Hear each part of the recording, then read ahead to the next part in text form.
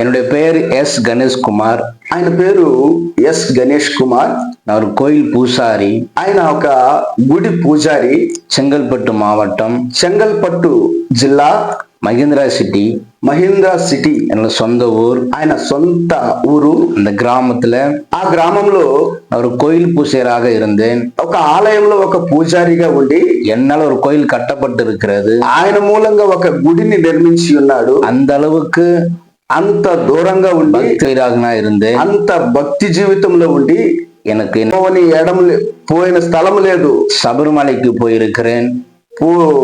శబరిమలైకి వెళ్ళినాడు. சின்ன பாதை கிடையாது, பெரிய பாதைக்கு நடந்து நாங்கள் போனது உண்டு. పెద్ద గుడికి నడిచి వెళ్ళినాడు.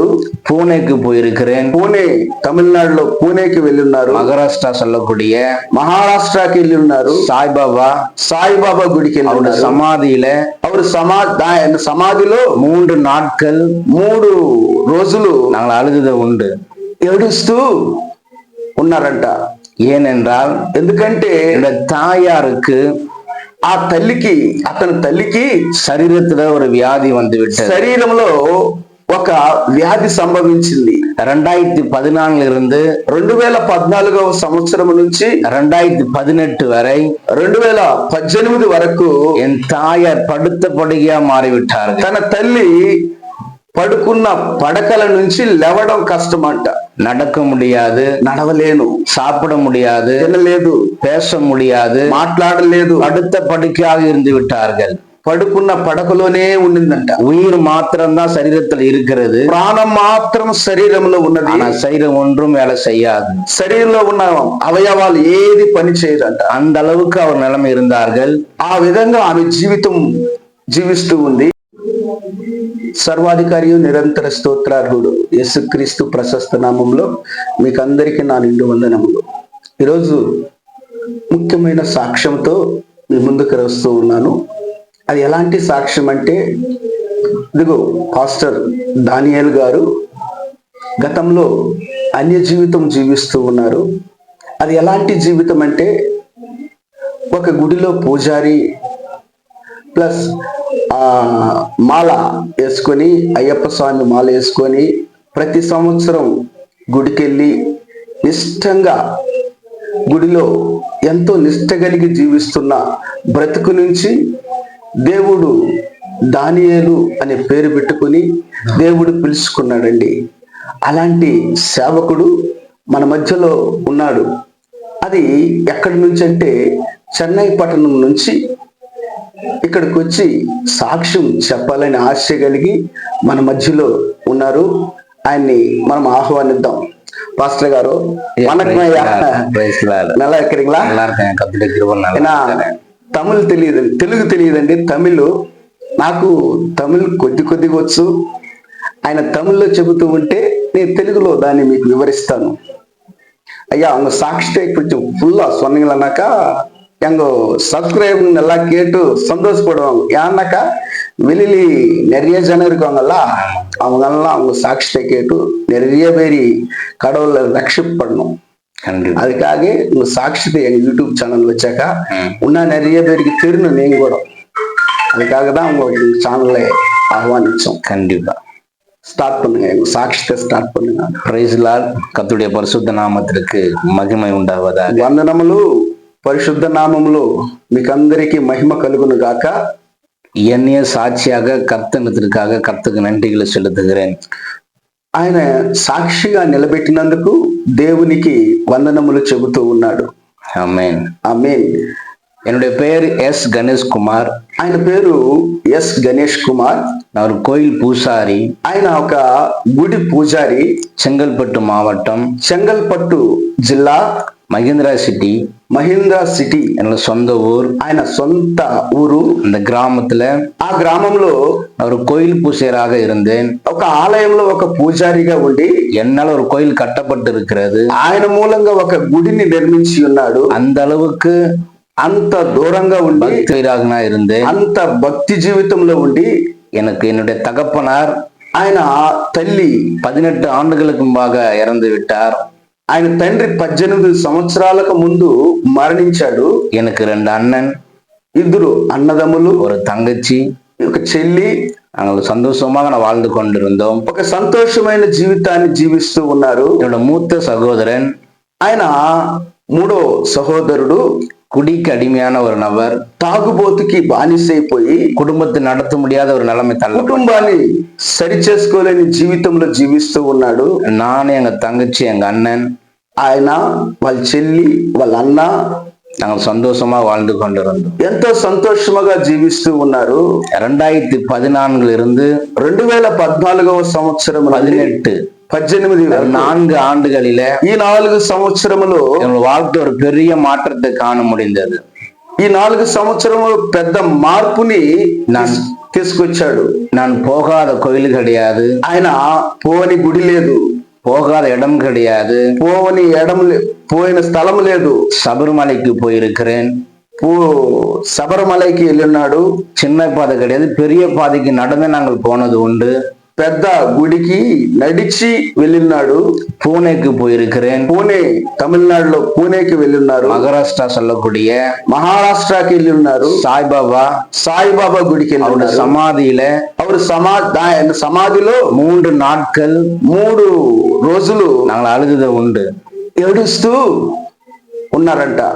ஏனென்றால் ఎందుకంటే இந்த தாயாருக்கு, ఆ తల్లికి, అతని తల్లికి శరీరத்துல ஒரு வியாதி வந்து விட்டது. శరీరంలో ఒక వ్యాధి సంభవించింది. 2014 இருந்து 2014వ సంవత్సరం నుంచి 2018 வரை 2018 వరకు என் தாயார் படுத்த படுகையா மாறிவிட்டார்கள். తన తల్లి పడుకున్న పడకల నుంచి లేవడం కష్టమంట. நடக்க முடியாது, నడవలేను, சாப்பிட முடியாது, తినలేదు, பேச முடியாது, మాట్లాడలేదు, படுத்த படுக்கையாக இருந்து விட்டார்கள். పడుకున్న పడకలోనే ఉండిందంట. உயிர் மாத்திரம்தான் சரீரத்தில் இருக்கிறது, ప్రాణం మాత్రం శరీరంలో ఉన్నది, ஆனா சரீரம் ஒன்றும் வேலை செய்யாது. శరీరంలో ఉన్న అవయవాలు ఏది పని చేయదంట. அந்த அளவுக்கு அவர் நிலைமை இருந்தார்கள். ఆ విధంగా ఆమె జీవితం జీవిస్తూ ఉంది. அந்த 4 ஆண்டுகள், ఈ 4 సంవత్సరములు நான் போகாத கோயில் கிடையாது, ఆయన పోని గుడి లేదు, போகாத தர்கா கிடையாது, పోని దర్గా లేదు, போகாத கோயில் கிடையாது, పోని గుడి లేదు. யார் யார் என்னென்ன சொல்லுகிறார்களோ, ఎవరెవరు ఏదేది చెబుతారో எல்லா இடத்திற்கும் అన్ని దగ్గరికి என் தாயாரை தூக்கி கொண்டு తన తల్లిని తీసుకెళ్లి நாங்கள் போனது உண்டு. ఆయన పోయి ప్రతి స్థలంలో వెళ్ళాడంట. என் தாயார் நடக்க முடியாது, తన తల్లి నడవలేదు, பேச முடியாது, మాట్లాడలేదు. 4 ఆண்டுகள், ఈ 4 సంవత్సరములు எந்த விதமான ஆகாரம் உட்கொள்ள முடியாது, ఏ విధమైన ఆహారము తినలేదు, தண்ணீர் மாத்திரம் கொடுத்து నీళ్లు మాత్రం வாழ்ந்தார்கள். తాగి జీవిస్తూ ఉందంట. அந்த அளவுக்கு ஒரு மோசமான நிலைக்கு தள்ளப்பட்டோம். అదే విధంగా జీవిస్తూ ఉందంట. ஒரு கடைசி நேரத்துல కడసారి జీవితంలో யார் யார் என்னென்ன சொல்லுகிறார்களோ, ఎవరెవరు ఏ చెప్తూ ఉన్నారో எல்லா இடத்துலயும் என் தாயாரை தூக்கி கொண்டு நாங்கள் போவோம். అన్ని దగ్గరికి తన తల్లిని తీసుకెళ్ళి వెళ్తూ ఉన్నాడు. ஒரு குழந்தை எப்படி பராமரிப்பாங்களோ, ఒక చిన్న బిడ్డని ఎలా పరామరిస్తారో அதே போல என் தாயார் అదే 4 ஆண்டுகள் ఈ 4 సంవత్సరంలో చిన్న బిడ్డలాగా ఎవరెవరు ఎక్కడెక్కడికి తీసుకెళ్ళమంటారో అక్కడికి అంతా తీసుకెళ్ళాడు. என் தாயாரை தூக்கி கொண்டு போவோம். తన తల్లిని తీసుకెళ్తూ ఉంటే போகாத மருத்துவமனை கிடையாது, పోని గుడి లేదు, போகாத கோயில் கிடையாது, పో అన్ని గుడిలకి இரவும் பகல் பாராதபடி రాత్రి బగుళ్ళు என் தாயார் கோயில கடத்தி விட்டு తన తల్లిని గుడి దగ్గర நானே எங்க தங்கச்சும், పాస్టర్ గారు, తన చెల్లి, என் அண்ணன், వాళ్ళ అన్న நடு రోడ్డు మీద முழுவதும் அழுது கொண்டிருப்போம். నడుచుకుని జీవిస్తున్నారు. எதற்காக தெரியுமா? ఎందుకంటే తెలిసిన என் தாயார் நடக்க மாட்டாங்களா, తన తల్లి ఇంకా నడవలేందా, என் தாயார் பேச மாட்டாங்களா, నా తల్లి ఇంకా మాట్లాడలేందా, தாயார் போல என் தாயங்களை பேச மாட்டாங்களா, అందరూ తల్లులు మాట్లాడుతూ ఉన్నారే, మా తల్లి మాట్లాడలేందా. மத்த தாயார்ல பார்க்கும்போது మిగతా వారి తల్లులను చూస్తూ ఉంటే கஷ்டமாக இருக்கும். ఏంటంటే కష్టமாக இருக்கும், కష్టంగా ఉంటుందంట. వేరే తల్లులు మాట్లాడుతూ ఉంటే ఏనెంద్రాల్ కష్టంగా ఉంటుందంట. ஏனென்றால் என் பெற்றெடுத்த தாய், నన్ను కన్న నా తల్లి இன்னைக்கு படுத்த படிக்கா இருக்கிறார்கள். ఈరోజు పడుకొని పడకలోనే ఉంది. என் தாயாரால பேச முடியல, నా తల్లితో నేను நடக்க మాట్లాడలేకపోతున్నాను, முடியல, నడవలేకపోతుంది, எங்களுக்காக பணிவிட செய்ய முடியல. నా కోసం ఏ పని చేయలేకపోతుంది. அந்த 4 ஆண்டுகள் ఆ 4 సంవత్సరములు கொடுமையான காலமாக ఒక அமைந்தது. కష్టమైన జీవితంలో జీవిస్తున్నాం. நாங்கள் அழுது அழுது మేము ఏడ్చి ఏడ్చి நாங்கள் 4 ஆண்டுகள் ఈ 4 సంవత్సరములు உலகத்தையே நாங்கள் மறந்து விட்டோம். ఈ లోకాన్ని మర్చిపోయాము. என்னுடைய ஒரே குறிக்கோள், ఒకే ఒక గురి, என் தாயார் சுகம் அடைய வேண்டும், మా తల్లి బాగుపడితే చాలు, என் தாய் என்னோட பேச வேண்டும், మా తల్లి నాతో మాట్లాడితే చాలు, எங்களோடு இருக்க வேண்டும், మాతో ఉంటే చాలు. நாங்கள் பிரயாசப்பட்டது உண்டு. అలాగ ప్రయాసపడి తన తల్లి కోసం జీవిస్తూ ఉన్నారు. என் தாயாரை வீட்டை கடத்தி விட்டு తన తల్లిని ఇంట్లో పడుకోబెట్టి நான் மாலை போட்டுக்கொண்டு ఇతను మాలేసుకొని 40 நாள் உபவாசித்து 40 రోజులు ఉపవాసం ఉండి, எனக்கு ஹிந்தி தெரியாது, హిందీ రాదు, பாம்பே எங்குதுன்னு தெரியாது, భాష ఏం రాదు, பூனே எங்குதுன்னு தெரியாது, బాంబే తెలీదు, పూణే తెలీదు, சீரடி சாய்பாபா கோயில் எங்களுக்கு தெரியாது, షిరిడి సాయిబాబా గుడి తెలీదు. ஆனா ஒன்றே ஒன்று தெரியும், అయితే ఒకటే ఒకటి என் తెలుసు, தாயார் நன்றாக இருந்தால் போதும், నా తల్లి బాగుంటే చాలు. அதற்காக దానికోసం சென்னையில 40 நாள் உபவாசித்து చెన్నై పట్టణంలో 40 రోజులు ఉపవాసం ఉండి சென்னையில இருந்து நான் பாம்பே கடந்து போகிறேன். చెన్నై నుంచి బాంబేకి వెళ్ళాడంట. அவருடைய சமாதியில, అతను బాంబేలో అతని సమాధిలో, சாய்பாபா சமாதியில సాయిబాబా సమాధిలో 3 நாட்கள் 3 రోజులు நான் அழுதது உண்டு. ఏడుస్తూ ఉన్నాడంట. அங்க அழுது கொண்டு என் தங்கச்சிக்கு போன் பண்ணுவேன், ఏడుస్తూ చెల్లికి ఫోన్ చేస్తాడంట. உனாமா ఏమ్మా அம்மா நல்லா இருக்கிறாங்களாம்மான்னு கேட்பேன், తల్లి బాగుందా అని అడుగుతూ ఉన్నాడు. அம்மா சாப்பிட்டாங்களா கேட்பேன், తల్లి అన్నం తినిందా అని అడుగుతాడంట. என் தங்கச்சி பதில் சொல்லும், ఆ చెల్లి బదులు చెప్తూ ఉంది, இல்லனா இல்ல లేదన్నా, அம்மா சாப்பிடல, అమ్మ తినలేదన్నా, அம்மா நடக்க முடியல, అమ్మ నడవలేదన్నా, அப்படிதான் இருக்கிறாங்க అదే విధంగా ఉంది என்று சொல்லும் போது అని చెబుతూ ఉంటే ரொம்ப பாதிப்பு உள்ளானே. నా మనస్సులో బాధేస్తూ ఉంది. சபரிமலைக்கு போயிருக்கிறேன், శబరిమలకి పోతుంది, கோயில் கோயிலா சுத்தி கொண்டிருந்திருக்கிறேன், గోవుల్ గుడి గుడి చుట్టూ ఉన్నాడు. யார் யார் என்னென்ன சொல்லுகிறார்களோ ఎవరెవరు ఏం చెబుతూ ఉన్నారు, எல்லா இடத்தையும் தாயார் தூக்கி கொண்டு போனது உண்டு. அதே போல யார் யார் என்னென்ன சொல்லுகிறார்களோ ఎవరెవరు ఏం చెబుతూ ఉన్నారు, எல்லா இடத்துக்கும் అన్ని దగ్గరికి என் தாயாருக்கு தூக்கி கொண்டு போனது మా உண்டு. తల్లిని తీసుకెళ్తూ ఉన్నాను. ஏனென்றால் ఎందుకంటే எங்களுக்கு ஒரே ஒரு குறிக்கோள், నాకు ఒకే ఒక గురి, எங்களுக்கு ஒரு ஆசை, నాకు ఒక ఆశ, என் தாயார் உயிரோடு நடக்க மாட்டாங்களா, నా తల్లి ప్రాణంతో నడవాలి, பேச மாட்டாங்களா, మాట్లాడలేదా, எங்களோட சந்தோஷமா இருக்க மாட்டாங்களா, మాతో కూడా సంతోషముగా ఉండాలి. ஏனென்றால் ఎందుకంటే என் தகப்பனார் இல்ல, నా తండ్రి లేదు, என் மூத்த சகோதரன் என்னுடைய அண்ணன் சரியில்லை, నా అన్న సరిగా లేదు, இப்ப தாயார இல்லை என்றால் నా తల్లి లేకపోతే என் தங்கச்சி எப்படி கரை சேர்க்க முடியும், నా చెల్లిని ఎలా ఇంకొకరికి ఇవ్వాలి, நாங்க அனாதையாக தள்ளப்படுவோம், మేము అనాథులుగా ఉండాలేమే அதை நினைக்கும் போது అని అనుకున్న ரொம்ப జీవితంలో கஷ்டமாக இருக்கும். నాకు భలే కష్టంగా అనిపిస్తుంది. எல்லா சொந்த பந்தங்களும் ఎందరో బంధువులు ఉన్నారు, எங்களை ஏளனமாக பேசினார்கள், హేళనగా మాట్లాడుతూ ఉన్నారు, அவமானப்படுத்தினார்கள், అవమానపరుస్తూ ఉన్నారు, அசிங்கப்படுத்தினார்கள், ఏదో చెడు మాటలంతా మాట్లాడుతూ ఉన్నారు. அந்த நிலைமைக்கு தள்ளப்பட்டோம். ఆ సమయంలో ఆ విధంగా తోసేసి బయట తోసినట్టు మమ్మల్ని చూస్తూ హేళన చేసి చూస్తూ ఉన్నారు. எங்களுக்கு ஒரே குறிக்கோள், మాకు ఒకే ఒక గురి, என் தாயார் நடக்க மாட்டாங்களா, మా తల్లి నడవలేందా, பேச மாட்டாங்களா, మాట్లాడలేందా, என்னோட சந்தோஷமா இருக்க மாட்டாங்களா, మాతో కూడా సంతోషంగా அந்த ఉండలేదా. ஏக்கத்தோட 4 ஆண்டுகள் நாங்கள் இருந்தோம். ఒకే ఒక ఆలోచనతో 4 సంవత్సరములు ఉన్నాం. தாயார் தூக்கி அந்த மருத்துவமனைக்கு போவோம், మా తల్లిని చూసి హాస్పిటల్కి వెళ్ళాను. என் தாயாரை செக் பண்ணி பார்த்து டாக்டர் சொல்லுவார்கள், మా తల్లిని చెక్ చేసి చూస్తే డాక్టర్ చెప్తున్నాడు, உன் தாயாருக்கு என்ன வியாதின்னு கண்டுபிடிக்க முடியல, తల్లికి ఏమి రోగం అని కనిపెట్టలేకపోతూ ఉన్నాను. எதற்காக தினந்தோறும் கூட்டிக் கொண்டு வருகிறீர்கள், ఎందుకు ప్రతిరోజు ఇక్కడికి హాస్పిటల్ కి తీసుకొస్తూ ఉన్నారు. தினந்தோறும் இந்த ஹாஸ்பிட்டலுக்கு போய் ప్రతిరోజు ఈ హాస్పిటల్ కి వెళ్ళి వెళ్ళి వెళ్ళి என் தாயாருக்கு మా తల్లికి சரீரத்தில் அந்த இன்ஜெக்ஷன் போட்டு శరీరంలో ఆ ఇంజక్షన్లు వేసి వేసి 2 தொடையிலும் 2 తొడలు கொழுப்பு கட்டி உருவானது. 2 తొడలు వాసిపోయింది. அந்த அளவுக்கு வீக்கமாக இருந்தது.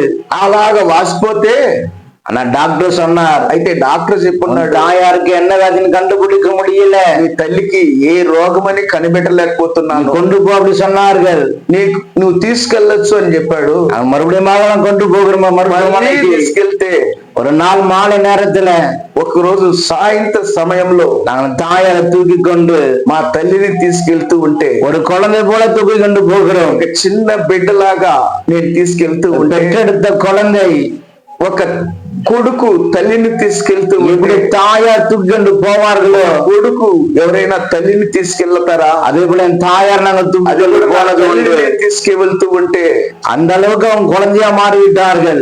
అదేలాగా ఒక చిన్న బిడ్డలాగా మారిపోయింది నా తల్లి. நாங்கள் மாலை நேரத்துல ஒரு நாள் கொண்டு போகிறோம். ఒక సాయంత్ర సమయంలో మేము తీసుకెళ్తుంటే, மருத்துவமனை கொண்டு போகும்போது, హాస్పిటల్ కి తీసుకెళ్తుంటే, டாக்டர் என் தாயார் பார்த்து சொன்னார்கள், డాక్టర్ మా తల్లిని చూసి చెబుతున్నాడు, இன்னைக்கு நைட்டு, ఈ రోజు రాత్రి உன்னோட தாயார், మీ తల్లి மறிக்க போகிறார்கள் என்று, చచ్చిపోబోతుంది అని இந்த செய்தி கேட்ட உடனே, ఈ వార్త వినిన వెంటనే நானே எங்க தங்கச்சி எங்க அண்ணனும், నేను మా చెల్లి మా అన్న நடு ரோட்ல என் தாயாரை தூக்கி கொண்டு మా తల్లిని తీసుకెళ్తూ நாங்கள் அழுது கொண்டிருக்கிறோம். ఏడుస్తూ నిల్చుకొని ఉన్నారు. இன்னும் கொஞ்ச நேரத்துல ఇంక కొద్ది క్షణంలో என் தாயாரை எங்களை விட்டு போகிறார்கள். మా తల్లి నన్ను విడిచి వెళ్ళబోతూ, என்னை விட்டு மறிக்க போகிறார்கள். మా తల్లి మమ్మల్ని విడిచి చచ్చిపోబోతుంది, நாங்கள் அனாதையாக ஆக போகிறோம், అనాథులుగా ఉండబోతున్నాం. நிலைமைக்கு తల్లపడ్டும்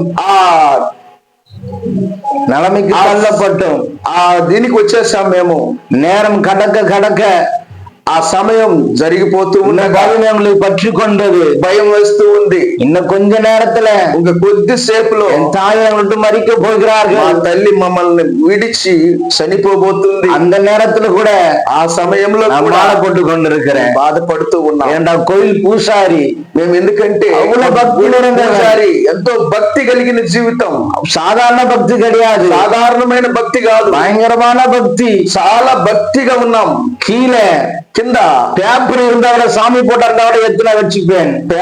పేపర్ మీద పూజారి బొమ్మ ఉంటే కూడా దాన్ని ఎత్తి జోబులో పెట్టుకుంటారు. அந்த அளவுக்கு பக்தி நிலையாக இருந்தேன். అలాగా భక్తి కలిగి జీవిస్తూ ఉన్నారంట. డాక్టర్ சொல்லிவிட்டார்கள், డాక్టర్ చెప్పింది వింటే தாயார் மறிக்க పోతుంది అని డాక్టర్ చెప్తుంటే, என்ன பண்ண போறேன்னு தெரியல, ఏం చేయాలో చేయలేకపోతున్నాం. என் தாயாரை தூக்கி கொண்டு మా తల్లిని తీసుకెళ్ళి வீட்டுக்கு கடந்து வருகிறோம். మా ఇంటికి వస్తూ ఉంటే, என் வீட்டு வாசலில் మా ఇంటి గడప దగ్గర என் தாயாரை கீழே கடத்துகிறோம். మా తల్లిని కింద పడ్డబెట్టి எல்லா சொந்த பந்தங்களும் வந்து விட்டார்கள். అందరూ బంధువులంతా వచ్చారు. இன்னைக்கு நைட்டு, ఈ రోజు రాత్రి முத்துலட்சுமி மறிக்க போகிறாள். ముత్తులక్ష్మి తల్లి పేరు మరణించబోతూ ఉంది. எல்லாரும் உயிரோடு பார்த்துட்டு போயிடலாம், ప్రాణం ఉండేటప్పుడే ఒకసారి చూసి వెళ్దాం. எல்லாரும் வந்து விட்டார்கள். అందరూ వచ్చారు.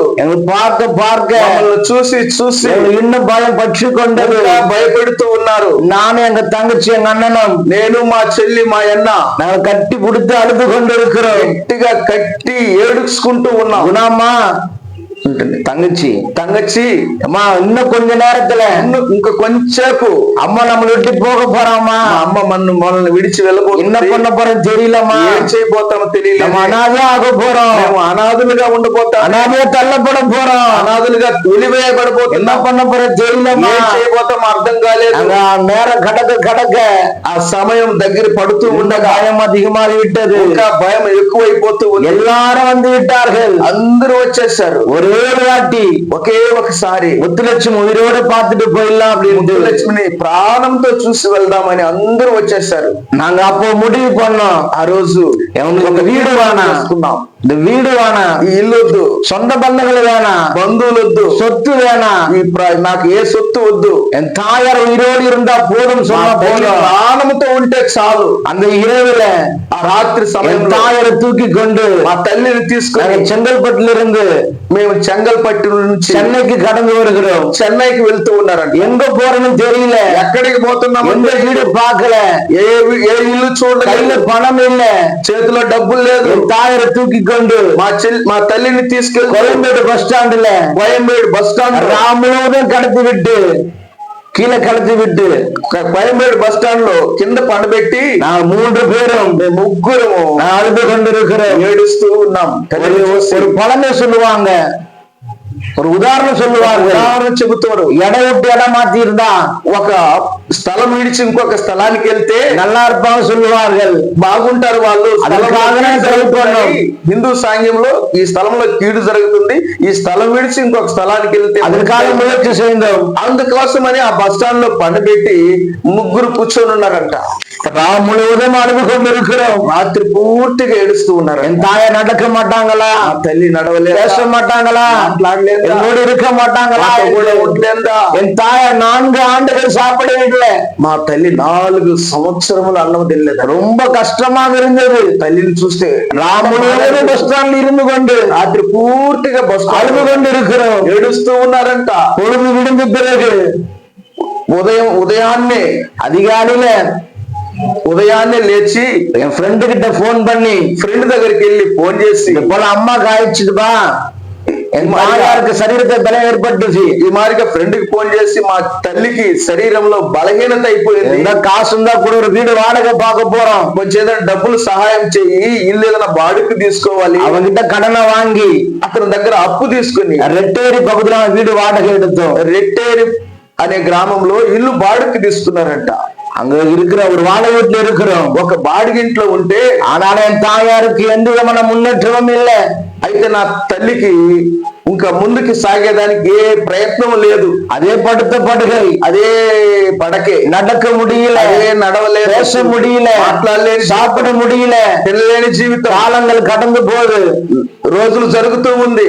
அதுக்கப்புறம் తరువాత ஒரு சகோதரன் இடத்துல சொல்லுகிறார், ఒక సహోదరి తన దగ్గరకు వచ్చి చెప్పి, கணேஷ் குமார் நீ எல்லா இடத்துக்கும் போறல, అన్ని దగ్గరికి వెళ్ళావు, ஒரே ஒரு வாட்டி ఒకే ఒకసారి இயேசுவோட ஆலயத்துக்கு வாருங்கள் என்று சொன்னார். యేసుని ఆలయంలోనికి రా, நான் வரமாட்டேன் சொல்லுகிறேன். నేను రానని చెబుతూ ఉన్నాను. ஏனென்றால் ఎందుకంటే நான் ஒரு கோயில் பூசாரி, నేను ఒక గుడి పూజారి, எப்படி வர முடியும், నేను ఎలా వస్తాను, வர முடியாது, சண்டை போடுறேன் అని జగడ వేస్తూ ఉన్నాను. அவர் சொல்லி ஒரே வாட்டி வா என்றார். ఒకే ఒకసారి రా అని చెప్తూ நான் ఉన్నాను. சொன்னேன், నేను చెప్తూ ఉన్నాను, நான் அப்படியே வந்தாலும் నేను అట్లే వస్తే மாலை போட்டுக்கொண்டு ஆலயத்துக்குள்ள வருவேன், ఈ మాల వేసుకుంటే ఆ గుడిలోకి వస్తా. నేను அதற்கு உங்க சம்மதம் சொல்லி நான் வருவேன். సమ్మతం అయితే చెప్తే నేను వస్తాను. அவர் ஓகே சொன்னார். అతను ఓకే అని చెప్పాడు. அடுத்த நாள் మరుసటి రోజు என் தாயார் தூக்கி கொண்டு మా తల్లిని తీసుకెళ్లి ஆலம்பாக்கத்துக்கு ఆరంభాకానికి ஒரு ஆலயத்திற்கு கொண்டு போகிறோம். గుడికి నేను తీసుకెళ్తూ ஒரு ఉన్నాను. வாரம் ஆலயத்தில் இருக்கிறார்கள். ఒక వారం ఆ గుడిలోనే ఉన్నారు. మా తల్లి ஊழியக்காரர் ஜெபிக்கிறார், ప్రార్థన చేస్తున్నారు. పాస్టర్ గారు எந்த விதமான முன்னேற்றமும் இல்லை, ఏ విధమైన స్పందన లేదు. ஆலயத்துக்குள்ள போகும்போது கூட ఆలయానికి நான் மாலை கட்டுக்கொண்டிருந்தேன். మాల వేసుకొని వెళ్ళాను. ஒரு வாரம் கடந்த பிறகு கூட ఒక వారం జరిగిన తర్వాత కూడా என் தாயாருக்கு எந்த முன்னேற்றமும் இல்லை.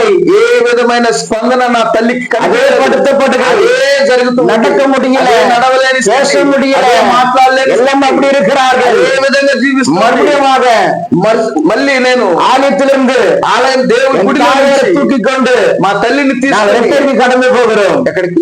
ரெட்டேரிக்கு. రెట్టేరికి మళ్ళీ రెట్టేరికి వెళ్తున్నారంట.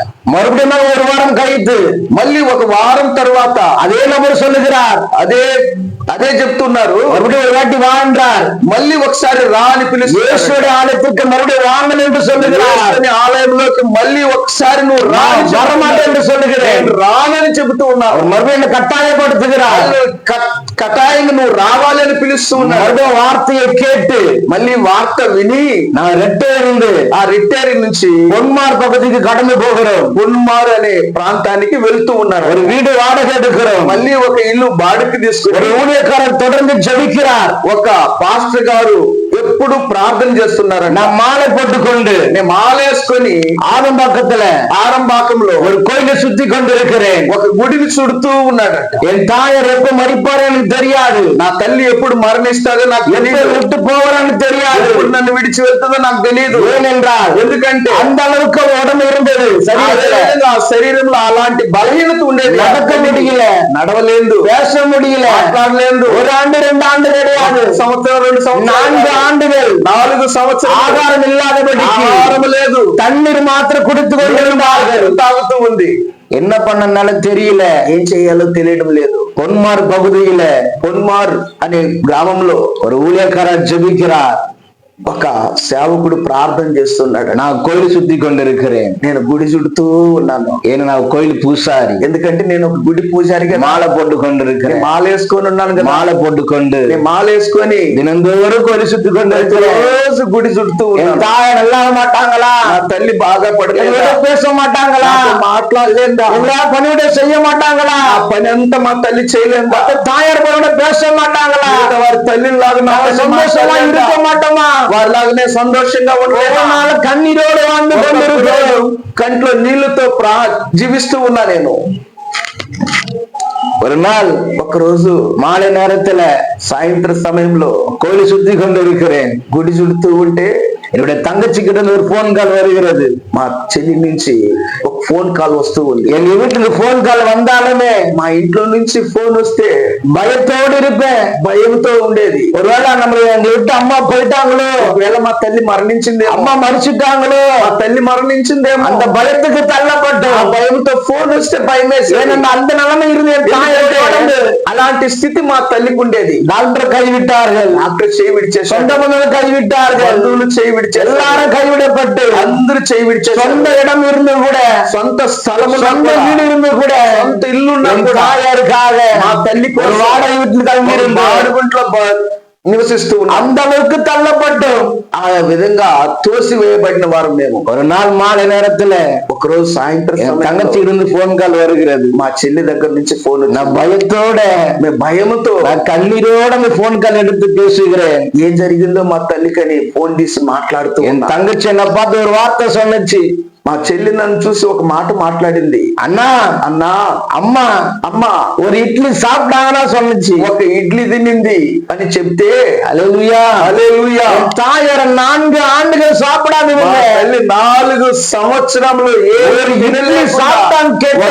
ఇడ్లీ తినింది అని ఆ చెవులో పడటంతోనే, அந்த சந்தோஷத்துல, ఆ సంతోషంలో அப்ப முடிவு எடுத்தேன். అప్పుడు తీర్మానించుకో, அதே கோயில் முன்னாடி இருந்து, అదే గుడి ముందర నుంచి என் மாலையை அறுத்து போட்டு మా మాల తెంపి அன்னைக்கு ஒப்பு கொடுத்தேன். ఆ రోజు తీర్మానించుకున్నా, ஆண்டவரே, దేవుడా, என் தாயார் உயிரோடு கொடுத்தீங்கன்னா, నా తల్లిని నువ్వు ప్రాణముతో ఇస్తే உமக்காக ஊழியம் செஞ்சு అన్నికి ஒப்பு கொடுத்தேன். కోసం నేను సేవ చేస్తానని ఆ రోజు నేను తీర్మానం. 2018 కడసి నడ సంభవం இதெல்லாம் 2018 లాస్ట్ లో ఈ జరుగుతూ ఉంది. నా సంతోషమే தாயார் பார்க்க ஓடி வருகிறேன். నేను సంతోషంగా నా తల్లిని చూడటకు బయలుదేరాను. என் தாயார் ஒரு இட்லி சாப்பிட்டது மாத்திரமல்ல, తల్లి ఒక ఇడ్లీ తినింది మాత్రం కాదు, எழுந்து உட்கார்றாங்க, లేచి కూర్చుంది. హల్లెలూయా, அளவுக்கு நான் பார்க்கும்போது సంతోషం లేచి కూర్చునిందే చూస్తే నాకు చెప్పలేని ఆనందం. அன்னைக்கு பொருத்தனை பண்ணேன். ఆ రోజు తీర్మానం, ஆண்டவரே, యేసయ్యా, என் தாயாரை உயிரோடு கொடுத்தீங்கன்னா, నా తల్లిని నువ్వు ప్రాణంతో ఇస్తే உமக்காக ஊழியம் செய்யறேன் அன்னைக்கு ஒப்பு கொடுத்தேன். సేవ చేస్తానని ఆ రోజు తీర్మానించుకున్నాను. 2018 கடைசியில 2018 ఆఖరిలో என் தாயாரை கூட்டிக் கொண்டு మా తల్లిని తీసుకుని ஒரு ஆலயத்துக்கு போகிறோம். ఒక గుడికి వెళ్తూ ఉన్నా. காலங்கள் கடந்து போனது, రోజులు గడిచిపోతుంది. இயேசுவை நாங்க தேடி போனோம். యేసుని నేను వెదకి వెళ్ళాను. நாங்க தேடி போனது சொன்னதை காட்டினோம். నేను యేసుని వెదకి, அவர்களை தேடி வந்தார். ఆయన నన్ను వెదకి వచ్చాడు.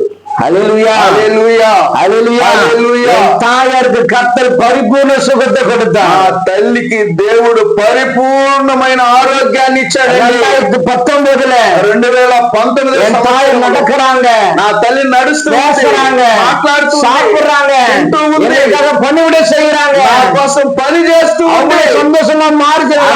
సంతోషంగా మారింది. నా அப்ப తల్లి ஒப்பு கொடுத்தோம். అప్పుడు తీర్మానించుకున్నాక నా కుటుంబం இயேசுவை ஏற்றுக்கொண்டோம். యేసుని அன்னைக்கு ஒப்பு கொடுத்தோம். ఆ రోజు ఒప్పందం ఈ నాள் వரை ఈ రోజు వరకు இயேசுவாக ஓடிக்கொண்டிருக்கிறேன். యేసు కోసం పరిగెస్తూ ఉన్నా. ஹல்லேலூயா, హల్లెలూయా, ஹல்லேலூயா. హల్లెలూయా. அதுக்கப்புறம் என் தங்கச்சிக்கு கல்யாணம் பண்ணேன். ఆ రోజున మళ్ళీ నేను చెల్లికి పెళ్లి చేశాను. என் అண்ணனுக்கு కళ్యాణం మా பண்ணேன். అన్నకి పెళ్లి చేశాను. என் மூத்த சகோதரன் నా చిన్న తమ్ముడికి கொரோனாக்கு முன்பாக இறந்து விட்டார். కరోనాకు ముందు చనిపోయాడు. హల్లెలూయా, హల్లెలూయా, ஹalleluya, హల్లెలూయా. விசேஷம் என்ன தெரியுங்களா? ఒక విశేషం ఏంటంటే என் தாய் என்ன ஜீவனோடு నా இருக்கிறார்கள். తల్లి ఇంకా ప్రాణంతో ఉంది. 2011ஆம் ஆண்டு 2011వ సంవత్సరము டாக்டர் சொன்னார்கள், డాక్టర్ చెప్పాడు உன் தாயார் மரிக்க போகிறார் తల్లి என்று. మరణించబోతుంది. ஆனால் என் இயேசு சொன்னார், అయితే నా దేవుడు உன் చెప్పాడు, தாயார் ஜீவனோடு வைப்பேன் என்று சொன்னார். ఏ దేవుడు నీ తల్లిని ఇన్నాళ్ళ వరకు, ఈ రోజు వరకు என் இயேசு నా దేవుడు என் தாயார் ஜீவனோட கிருபை செய்தார். ప్రాణంతో ప్రాణం ఇచ్చి సంతోషాన్ని ఇస్తూ ఉన్నాడు. 2013 இயேசுவை ஏற்றுக்கொள்கிறோம். 2013లో యేసయ్యని ஞானஸ்தானம் எடுக்கிறோம். 2013లో జ్ఞానస్థానం తీసుకున్నాను. 3 ஆண்டுகள் 3 సంవత్సరం ஒரு ஆலயத்துக்குள் இருக்கிறேன். ఒక గుడిలో ఉన్నాను. பைபிள் காலேஜ் முடிக்கிறேன். బైబిల్ కాలేజ్ 2021 2021లో இயேசு தாம் ஒரு ஊழியத்தினுடைய ஒரு நிறுவனராக, ஒரு ஊழியக்காரனாக, యేసు కోసం నేను సువార్త చెప్పాలని ఒక సువార్తికుడిగా, ஒரு ஊழியக்காரனாக, ఒక దైవ సేవకుడిగా வெளியே வருகிறேன். బయటకు వచ్చేసాను. ஹalleluya, హల్లెలూయా. கர்த்தர் அந்த அளவு நேசித்தார். దేవుడు అంత అత్యధికముగా నన్ను ప్రేమించాడు. நீ கர்த்தருடைய கிருபையினால ఈరోజు దేవుని కృప చేత போகாத இடம் கிடையாது, పోని స్థలం లేదు, போகாத ஊர் கிடையாது. పోని ఊరు లేదు. என்னுடைய பெருமைக்காக அல்ல, నేను ఏదో గొప్పలు చెప్పుకోవట్లేదు. என் தாயார் கர்த்தர் ஜீவனோடு నా கொடுத்தார். తల్లిని ప్రాణంతో నాకు ఇచ్చాడు దేవుడు. அந்த அன்பை உலகம் முழுவதும் சொல்ல ఆ வேண்டும். ప్రేమను నేను దేశమంతా నేను చెప్పాలి. இயேசு ஒருவர் மாத்திரம்தான் தெய்வம். యేసు ఒక్కడే నిజమైన దేవుడు. அவர் நம்ம காப்பாற்ற முடியும்.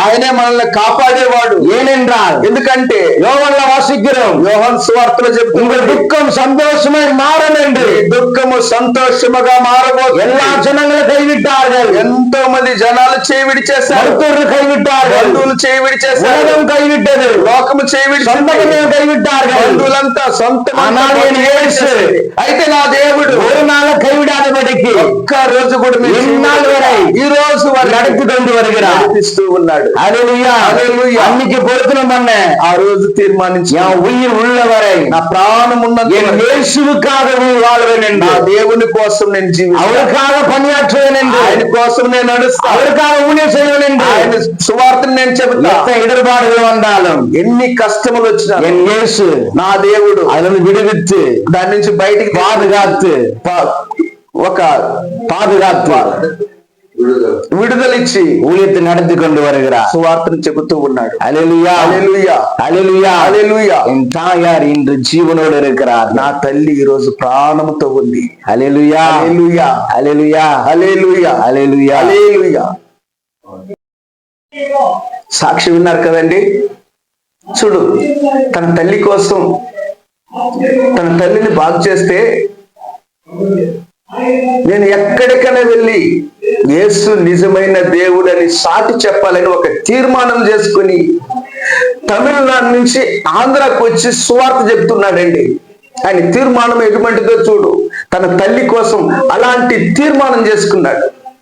ఈరోజు మన ఛానల్కి వచ్చి ఇలాంటి సాక్ష్యం చెప్తే వింటున్నారు కదా. అలాగే మీరు తలలు వంచండి. దైవ సేవకుడు ప్రార్థన చేస్తాడు. ఒకసారి మీకోసం కూడా ప్రార్థన చేస్తూ ఉంటాడు దైవ సేవకుడు. ఎందుకంటే నీ కన్నీరుతో ఉన్నావేమో, నువ్వు బాధలో ఉన్నావేమో, నువ్వు నిందలో ఉన్నావేమో, నువ్వు ఆరోగ్యం సరిగా లేదేమో, నువ్వు ఏ స్థితిలో ఉన్నా సరే దైవ సేవకుడు ఒక ప్రార్థన చేస్తాడు. ఖచ్చితంగా తన తల్లిని కాపాడిన దేవుడు నిన్ను కూడా కాపాడతాడు. తన తల్లిని కాపాడిన దేవుడు నిన్ను కాపాడతాడు. అడగదామా? దైవ సేవకుని దగ్గర ప్రార్థన చేసుకుందామా? ఒక్కసారి కళ్ళు మూసుకోండి, ఒక 5 నిమిషాలు దైవ సేవకుడు ప్రార్థన చేస్తాడు. అయ్యా, என் சேனல்ல நிறைய பேர் ரோகிஸ்டுங்க, பலகீனமானவங்க, ஏதோ நோய்க்காரங்களா இருக்கிறாங்க ஐயா. அவங்களுக்கெல்லாம் కోసం ప్రార్థన பண்ணுங்க. கண்டிப்பாங்க, அதுకోసం ప్రేయర్ பண்ணுங்க. எல்லாரும் అందరూ కళ్ళు మూసుకొని ప్రార్థనలో ఏకీభవిద్దాం. ஜெபிக்கலாம். தகப்பனே, இயேசு நாமத்தினால ஜெபிக்கிறோம் அப்பா. விசேஷமாக தேவதாசனுக்காக ஜெபிக்கிறேன், அவர் செய்கிற ஊழியத்திற்காக ஜெபிக்கிறேன் தகப்பனே. இந்த யூடியூப் மூலியமாக சுத்தர இயேசு நாமத்தினால அநேக பேரை பார்த்து கொண்டிருக்கிறார். ஒரு வல்லமை கடந்து போகும்போது இயேசு நாமத்தினால சுகம் இருக்கிற வல்லமை கடந்து போய் எல்லா போராட்டங்களும் மாறும்படியாக ஜெபிக்கிறேன் தகப்பனே. ஒரு வல்லமை கடந்து போது இப்போது இயேசு நாமத்தால சமீபத்தில் மாத்திர தெய்வன் அல்ல, தூரத்துக்கு தெய்வம் நாங்கள் பார்க்கிறோமே.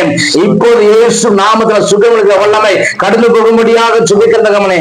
அநேக ஜனங்கள் வியாதியில வறுமையில வாழ்ந்து கொண்டிருக்கிறார்கள். எல்லா போராட்டங்கள் மாறும்படியாக ஜெபிக்கிற தகப்பனே. ஓ ரீகா லாகா சகலபான் ஒரு தெய்வீக பிரசனம் இறங்கும்படியாக ஜெபிக்கிற தகப்பனே. விசேஷமாக தேவதாசனுக்காக ஜெபிக்கிறேன், அவருடைய குடும்பத்திற்காக ஜெபிக்கிற தகப்பனே, அவர் செய்கிற ஊழியத்திற்காக ஜெபிக்கிற தகப்பனே. தேவதாசன் வல்லமை எடுத்து பயன்படுத்துகிறாக அநேக ஆயிரங்களுக்கு லட்சங்களுக்கு இயேசு நாமத்தினால யூடியூப் மூலமாக எடுத்து பயன்படுத்துகிறாக தகப்பனே. ஒரு வல்லமை இறங்கி ஆளுக்கு செய்யட்டும் தகப்பனே. இயேசு நாமத்தில் ஜெபிக்கிறேன் என் ஜீவன நல்ல பிதாவே, ఆమేన్ ఆమేన్. విన్నారు కదండి, చూస్తారు కదా, నువ్వు సంతోషంగా ఉన్నావు కదా, ఇలాగే ఇంకొకరు కూడా సంతోషంగా ఉండాలి కదా. ఈ సాక్ష్యం విన్నప్పుడు ఇంకొకరికి షేర్ చెయ్యి, సబ్స్క్రైబ్ చెయ్యి, లైక్ చెయ్యి, మర్చిపోకు. ఎందుకంటే మీరు షేర్ చేస్తే ఇంకొకరు కూడా సంతోషపడతారండి. హల్లెలూయా.